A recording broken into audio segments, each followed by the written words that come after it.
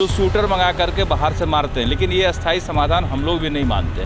हम इसको ये चाह रहे हैं कि उसको पक्की नसबंदी कराए ताकि उसका प्रजनन कम हो जाएगा। उसको पकड़ा भी नहीं जा सकता है, उसको मारा भी नहीं जा सकता है और अनवरत रात दिन किसानों को परेशान करके रखा है और फसल का मुआवजा भी नहीं मिलता है। नमस्कार, रिपब्लिकन न्यूज़ देख रहे हैं आप। मैं हूं तनुज मासूम। बिहार में किसानों के फसल को जो जंगली जानवरों के द्वारा नुकसान पहुंचाया जाता है, उसमें सबसे ज़्यादा नीलगायों का उत्पात शामिल है।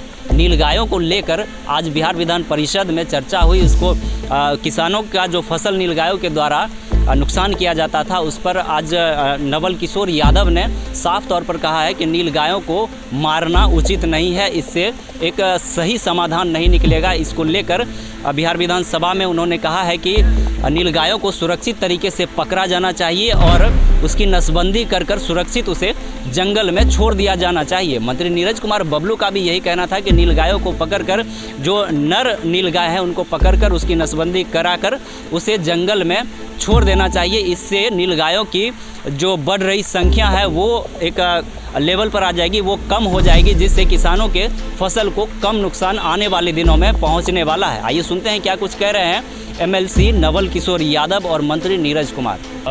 देखिए, नीलगाय एक बड़ा परेशानी धीरे धीरे होते जा रहा है पूरे राज्य में। ये हम लोग महसूस भी कर रहे हैं। हम लोग भी जब इलाके में जाते हैं तो जहाँ तहाँ नीलगाय दिखता भी है, शिकायत भी आता है, तो हम लोग उसका ठोस उपाय कर रहे हैं। अभी तक जो उपाय है सरकार के द्वारा जो निर्देशित है कि अधिकारियों के लेवल पे, रेंजर और फॉरेस्टर के लेवल पे 100 और 500 नीलगाय को मारने का अधिकार दिया गया है, जो शूटर मंगा करके बाहर से मारते हैं, लेकिन ये अस्थाई समाधान हम लोग भी नहीं मानते।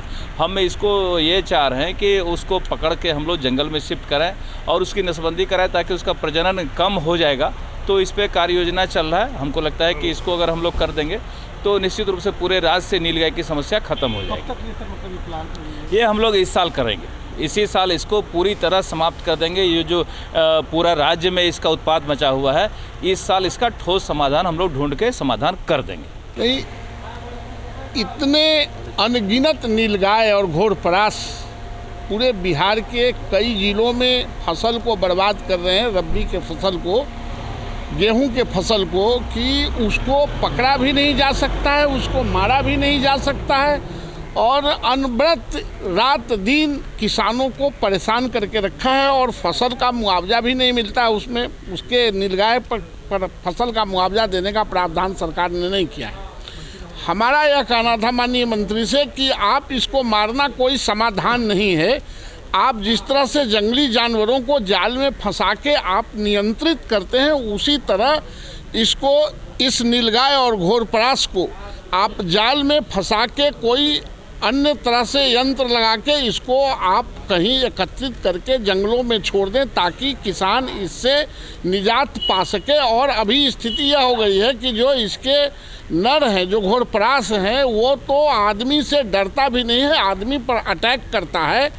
इसलिए उसको निजात दिलाने के लिए सरकार को कार्य योजना बनाने की ज़रूरत है और किसानों को मुआवजा भी मिलना है। हाथी के और सूअर के फसल बर्बाद करने पर मुआवजा है, तो हाथी और फसल यहाँ है ही नहीं, हाथी कहीं आता ही नहीं है, सूअर बहुत करता नहीं है, नीलगाय ही बहुत करता है। तो इसलिए नीलगाय के जो क्षति पहुंचाता है, नीलगाय जो फसल को, उससे सरकार से हम लोग मांग कर रहे हैं कि किसानों के फसल का मुआवजा मिलनी चाहिए और सरकार ने कहा है कि इस पर हम कार्य योजना बना रहे हैं। रिपब्लिकन न्यूज़ से जुड़ने के लिए सब्सक्राइब बटन दबाकर चैनल को सब्सक्राइब करें। नोटिफिकेशन प्राप्त करने के लिए यहाँ बेल को दबाएं। वीडियो अच्छा लगे तो लाइक करें और दोस्तों के साथ शेयर करना ना भूलें।